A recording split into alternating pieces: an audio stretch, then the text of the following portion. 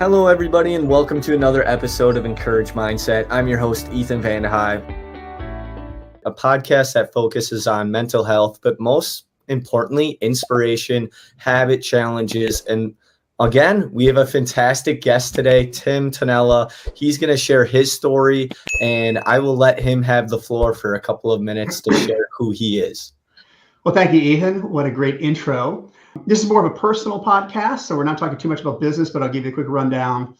I run a national executive search firm called Matchstar Venture Search, where we are hired by venture-backed tech companies, usually by the founders, the CEO, and their boards, to help build out their key leadership teams. So if you've ever heard of the C-suite, the CMO and CFO and COO, all those fun acronyms, they're kind of the chiefs. We're hired to bring in those guys, scour the country, and find people that are able to really help take these companies to the next big milestone, higher valuation, and success. And I've been doing that for many, many years. But I also happen to be about to celebrate my 20th wedding anniversary. I have 4 children, ranging from elementary school up through college. And I think that's probably more important than the business background, considering trying to balance all that with a bunch of businesses and how to develop healthy habits and maintain a good, healthy attitude as you deal with both the personal and business sides of your life. For sure. No, you totally said something that I want to dive more into. You said right there, positive mindset. We see all these things going on in the world, distractions, right? Social media, you can get lost on there. You can get lost into, self-destructive things so easily, Tim. So how can we find a way to find ourselves to be more positive or more like upbeat rather than just like, how are you? I'm good. Okay. So because we always hear that. Well, I remember all the years ago, I would be taught, I knew somebody who always responded to how are you doing with, I'm hanging in there. And I always thought, that's not the way you want to live your life. I'm hanging in there. That's not the way you want to live life. You want it to be excellent, exciting, all those different things. And so, well, I'll tell you one thing. You're a young man. The older you get, I think some people say you get more cynical. I get more positive because I think you see more things in life as you approach more of the finishing line, not to get morbid or anything, but the closer you get to the end, you appreciate everything you have. And you also appreciate the journey that you've been on. You appreciate the journeys that younger people have been on. And so I'm on this podcast. I love helping out younger people. I have kids. I help them, their friends, relatives. The more you can give back in your life, it definitely does something. I've always said, if you ever felt depressed for any reason, the best way to get out of that is to immediately try to do something for somebody else. If you can't help yourself, you can take any kind of action and help somebody else, whether it's a charitable thing, a word of encouragement, a compliment.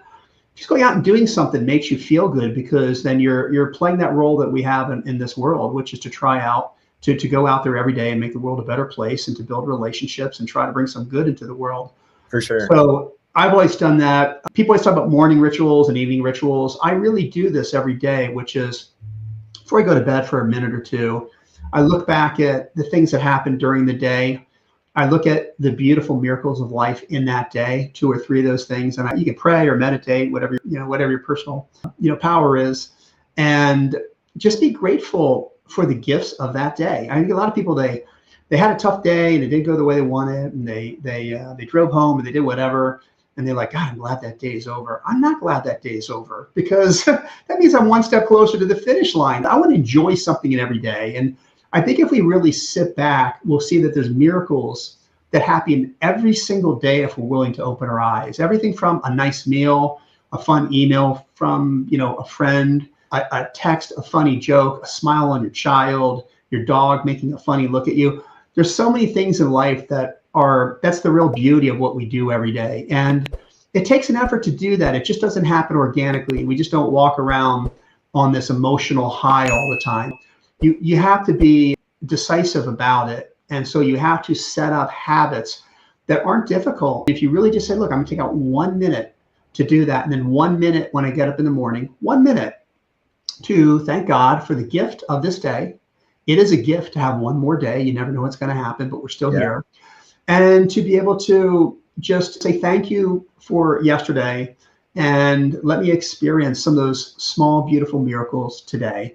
And you put yourself in a great mood that way.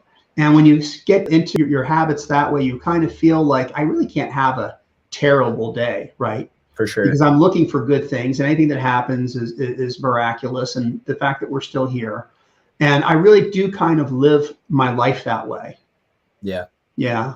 Yeah, for sure. So you talked right there about God, and I totally view that, the more you put into your Bible and the more you put into going to church and giving it 100% effort every time, I think the better, and happier your life is going to be. That's just my personal viewpoint. And it's awesome to see that could be yours as well. So something that, you touched on right there was habits, right? There's a way to make positive change in habits. What's a way that we can make positive change in our thoughts, right? Because there's going to be times where our thought process is we always want to give up because something is challenging. And that's the part of the habits, right? Because habits get so hard that our then thought process goes, well, I'm just going to give up because that's what I know what to do. Rather than how can we fix that, Tim? Well, here's what I'd say, Ethan. I've spent a lot of time, reading about things, talking to people. A lot of people in my social circles and business circles, obviously, that are fairly, very, very accomplished people. And we've always talked about, like, is there one single magic ingredient, one word that would describe the absolute key to success in anything in life, whether it's success with a job, a relationship, your spiritual relationship, charitable, your body, right? Like getting in shape, whatever it is. And we said, we thought, wow, motivation, passion, things like that, right? Excitement, focus. And those are all emotions. They're emotional responses to things. And the problem with all that is that emotions are transient. Sometimes they're high, sometimes they're low, sometimes they're intermittent. And if the things that you're doing in life are based on how you feel at the moment, you're going to run into roadblocks or a long trough of one emotion. And that's when you quit and give up. And so I've looked for years, and the single best word that I can come up to describe what you need to do to be successful and what defines success for almost any person is the word discipline. Discipline has no emotion to it. Discipline is putting forth a plan and just setting your alarm, setting time aside, blocking out all interruptions, methodically doing something regardless of how you feel. And that builds a progression of success over time. It's a little bit like the hare and the tortoise. If you want to get in great shape and you're like, wow, I feel so motivated today, I got 8 hours of sleep and I had a great cup of coffee and I'm just totally jacked up. I can't wait to the gym. Well, big deal. You're going to have a great workout. You're going to feel great. But when you wake up 3 days in a row and you're exhausted, the last thing you want to do is go to the gym. You're like, hey, I'm going to take these 2 days off. I'm feeling a little run down. I'm not going to do it. That's the kind of quagmire we all fall into. The trick there is I'm going to go to the gym from Monday to Friday during this time, and I'm going to do it every single day, no matter what happens, no matter how I feel. And you'll find that once you start to engage in that, even when you think you're going to, have a bad experience or you're tired or exhausted, you really don't want to do it, probably half the time you'll turn it around when you're there and you'll feel great. And a couple times, maybe it wasn't great, but tell you what, a bad workout's still a lot better than no workout at all. Same thing with going to church, I assume you're a church going guy, maybe a little bit? Yeah, absolutely. Okay. How many times you wake up and you're just tired? You don't want to go to church on Sunday morning. Yeah. If I skip one day, it's not the end of the world. We all do it. Yep. But you drag yourself out and you go. And by the time you're ready to leave, almost 100% of the time, you're like, I'm so happy I did this. Right. And things like church are great because it's a set time. I'm Catholic, so we have lots of set times. You get the 5 o'clock mass and the Sunday masses. But there's something that's regimented, that's put in the calendar. You just have to have the mentality, I'm just going to do this no matter how I feel. And it's the same thing with developing a skill for work. It's even the same thing in a relationship. You can't just say, hey, I'm in this relationship and I'm going to do a lot of really wonderful things on my anniversary and on Christmas, or I'm just going to let it ride because we're married or whatever. There are habits that are required for that as well, right? Yeah. You have to do certain things to keep the love alive, to keep the respect alive, to keep the interest, right? And that's something people may think this is funny or odd, but it's true. With my wife, I just put a note in my calendar with an auto reminder. I did this 20 years ago, and it reminds me every single day at a certain time, do something nice for your wife. And that maybe just send an emoji, Yeah. or and maybe a text, hey, how you feeling today? You're such a great mom. Little things every single day. If I'm out and about and it pops up on my calendar and I happen to be near a drugstore, maybe I feel empowered that day, I'm in a good mood, I'll run and buy a quick card and write that out, right? Yeah. It's the little things that accumulate where through those patterns of discipline, where the big successes and the depth are really gained. And that's really what you have to do. You have to regiment it. I think for a lot of people, I've dealt with a lot of people where they have relatives or kids who are truly clinically depressed, or they have a condition where they do require medical attention or a drug, there's a chemical imbalance. But for a lot of people, I think you're in a rut, and the best way to get out of a rut is you just put a small action plan and just start doing it if it's 30 minutes a day. And as you start to feel some semblance of success, right? That old idea, he smelled blood, right? We smell blood. The more you do it, the more you feel that success, the more you want to do more of it. And success breeds more success. And it's, I talked to my daughters in college the other day too. We were talking about the same thing, that you have to take a little bit of action. There's that saying that if you do one little thing and you just do it for 15 minutes, but that's not a lot of time, 15 minutes every single day for a year, you will have mastered a skill at the end of 1 year by just doing it 15 minutes. But the key is you did it 15 minutes every single day. And that's the secret. I think that's all valuable. And what do you do for, the balance side of things, right? Because as a human, we are thrown so many things, and trying to find a balance so your mental health doesn't go crazy is actually sometimes really tricky.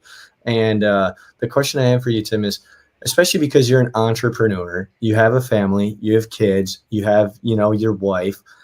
How do you, and other people are in the same boat, right? But maybe they're a 9-to-5 employee. How do you find a balance for all of these things and not drive yourself to be like, oh, this Saturday, all I want to do is sit on a couch and do nothing? Yeah. I think that's something that we all struggle with a little bit, to find that balance. I think there is an attitude. When I was young, I was super hard driving. Like, that's all I focused on. I wanted to be successful. I wanted to make a lot of money, be top of my career, have all these wonderful things in life and a family and all those things. And to some degree, the more singularly you're focused, the harder the drive and the harder the success. As I've gotten older, I've had to step back and really think about, why am I here? What's really important to me in my life? And at this point in time, my children, it's really more about my children and spending time with them and being able to mentor them and put them on a great path. And, when you kind of map out what you value the most, what's going to give you the most meaning, the most return, when you're here on this earth and not, you begin to prioritize a little bit. I think the problem people have when they're young is they don't take that break, because they figure, hey, I'll just work another hour or another hour or another hour, and I'll do even better and better. And of course, your boss loves that, and all your business mentors love to hear that you're like that. But you can be successful and have tremendous success. You don't want to wake up when you're 50, 60 years old one day and feel like, wow, I have all this success and I made money, but the relationships in my life, I missed out on the things that were most important, and I can't recapture that time. So it's really great. Look, one of the guilty pleasure and my weakness, and I'll admit to this, is something called YouTube. My wife gets mad at me because whenever I have any downtime, I'm walking around the house, I'm driving to my son to school, if he's in the back, whatever, I'm listening to YouTube. It's a double-sided sword, right? The whole world of information, people that you'd have to watch on a TV show or fly out to a conference to hear, it's all available to you. But it's hard to tell younger people to listen to an older person give you the perspective on what's really important in life. But to the degree that you can listen and watch these videos where you hear this information, hopefully it changes some of that perspective. It's just about making time and realizing where is value really in your life. A lot of times you don't see it. I see people all the time, they're dating, they've got a girlfriend, they want to get married, but they're just focused on me, and my career and all those things. And I get that. I was there before. But if you really value the long term, building a family, building a life, having relationships with your parents, doing something good in the community, leaving something behind, then it's really important to do that and to create the balance. You have to carve out the time, because any of us can put all of our time in one direction. My wife, when we first met, almost 25 years ago, she made me do this exercise, and I'll share it with you because I thought it was pretty cool. She said, "I want you to write your epitaph for when you've passed or when you're older, and I want you to start with let's say you're going to live to be 90. Let's say I want to be 90 when I pass. So I'll just think hypothetically. Start with, what do you want to be remembered by when you're 90, right? Because now you're 90, you're at the end, and you can look back and say, well, I want to be remembered for X, Y, and Z, and then you go, wow, well, if I wanted to be remembered for X, Y, and Z, that's going to be about a 20-year process of building, right? Whether it's a family or a company or a church or whatever it is. And you start to really quickly, through that exercise, I really started to see, because you can't see from the present, the future. You can only see from the future looking backwards. You can see how the patterns are lined up. That was the old thing in the Stanford commencement speech by Steve Jobs. Mm-hmm. Only looking backwards can you see how all these dots are connected. And so when I did that exercise, it made me realize that I have to, at different points in my life, change certain things and prioritize certain things to be successful. And you have to learn the power to say no. That was the most difficult thing for me my whole life. I'm a born sales guy. I'm a people person. I always want to help people. So it's very hard for me to say no. I had to learn how to do that, because you will just consume your time, everybody else's issues and problems at the expense of yours. And so that's another big one, is figure out what's going to be important, what you want to build over time, prioritize that, and learn how to just say no and ruffle some feathers sometimes. Let some people be pissed off at you. It's your life and nobody else's life. And again, I think that's something that a lot of people don't consider when they're in their 20s and their 30s and even their 40s. But that's really, you have to figure out where you see value in your life, how long it takes to create that value. And then you have to methodically start doing the activities and making the time and turning other people down so that you can develop that one day. Or you will wake up empty. Yeah. No, I love that, because I think you hit the nail on the head right there. A lot of people, my generation, want to make sure what they're doing is approved by their friends. It's approved by their parents. And, people seek a lot of approval these days. And they want to make sure if they're being judged and talked about in a good manner, and not just like, right. Yo, look at Ethan. What's he doing right now? Like, I can't believe he's doing this. A podcast? Crazy. And, a lot of people then have the problem with fear, right? Because maybe you can elaborate more on this, but everybody just gets a certain type of fear or anxiety because they are afraid to go try something because of their parents or their friends, or maybe they're in a relationship and they just don't know what to do. But it's just crazy these days. Yeah, I think it is crazy because you're captured, so often on social media or through videos, or, you're more omnipresent than you were before. Years ago, you had your friends and you could call them on the telephone or send them an email or write them a letter, but now you're kind of connected everywhere. And so I think people do worry about, like, oh, that person's going to hear about me and they're going to look me up they're going to do Google search, they're going to check out this pod, and they're like an idiot, and right. And I was doing some stupid thing on social media. And so people are very timid about those things. And I understand that. You do have to be careful about what you put out there in the public domain, because it is archived basically forever. This is a tough one, because one thing I know, the only way, unless you have an actual psychosis, right? Like, I'm terrified of spiders, needles freak me out. You may need a psychological process to get over those things. But generally speaking, the only way to overcome your fear is you have to dive into it, and you have to develop an attitude of, what's the worst thing that's going to happen to me? I fail, right? Yeah. I mean, I think it was Einstein that said failure is the porthole to discovery. Every entrepreneur I've spoken to who's successful has failed so many times, right? For What sure. makes, yeah, and I think if you can learn that young, which is, I'm going to do what's hard, I'm going to jump into it. I don't care if I look like a fool or an idiot. It's my life. And you have that attitude, you're going to learn, you'll be admired. Some people will think you're foolish, but you're living your life and you will achieve things you never thought you could do before.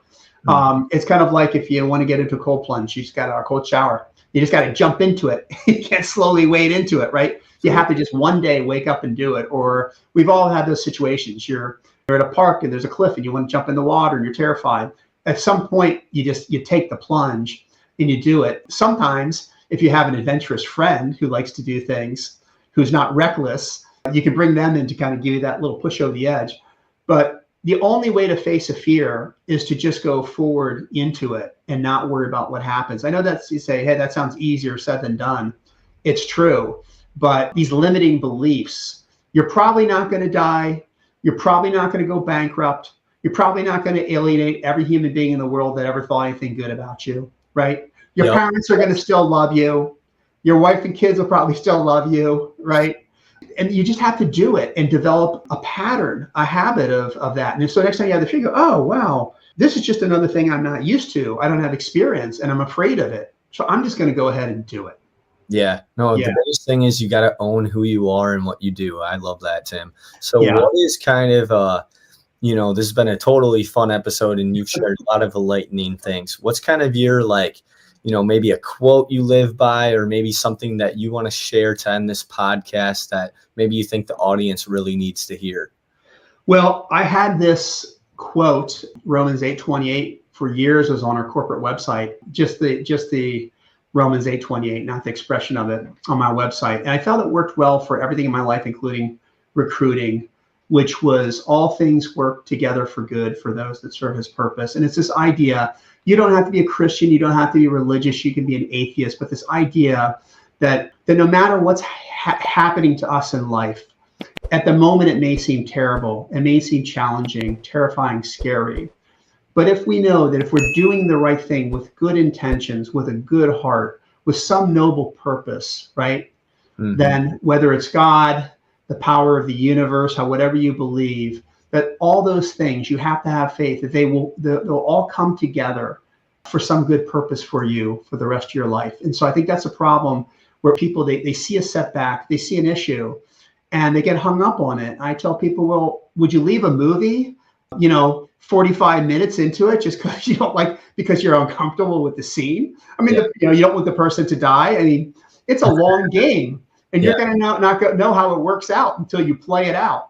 But you have to have that faith and that belief, whether it's in a higher power, whether it's in the people around you, or whether it's just a belief in yourself that all things will work together for good somehow for me if I'm doing the right thing.